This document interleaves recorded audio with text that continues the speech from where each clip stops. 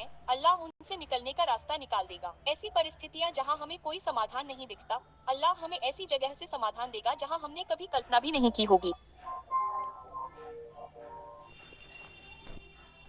जो कोई भी अल्लाह को पहले रखता है, जिसके पास ईश्वरीय चेतना है, जो कोई भी अल्लाह पर ध्यान केंद्रित करता है, जो खुद को अल्लाह के प्रकोप से बचाता है, जो अल्लाह को पहले रखता है, अल्लाह उनके लिए एक रास्ता निकालेगा और वह उन्हें ऐसी जगहों से प्रदान करेगा जहां उन्होंने कभी कल्पना भी नहीं की होगी। क्या आप लोग पहले कभी ऐसी स्थिति में रहे हैं जहां आपको कोई रास्ता नहीं दिख रहा था? क्या आप कभी ऐसी स्थिति में रहे हैं जहां आपको कोई रास्ता नहीं दिख रहा था? क्या आपने कभी खुद को फंसा हुआ महसूस किया है?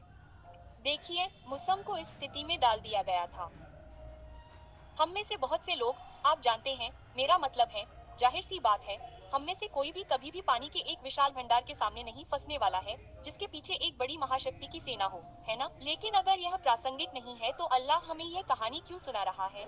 हम जरूरी नहीं कि लाल सागर के सामने हो, लेकिन हम ऐसी परिस्थितियों में होंगे जहां हम फंसे हुए महसूस करेंगे। हम ऐसी परिस्थितियों में होंगे जो निराशाजनक लगेंगी। हम ऐसी परिस्थितियों में होंगे जहां हमें कोई समाधान नहीं दिखेगा और हम सोचेंगे कि ठीक है, मैं क्या करने जा रहा हूँ। और जब हम ऐसी परिस्थितियों में होते हैं, तो अल्लाह हमें सिखाता है कि कैसे पार पाना है। तो बेनी लाल सागर और सेना को देख रहा है और वहीं उनका ध्यान है।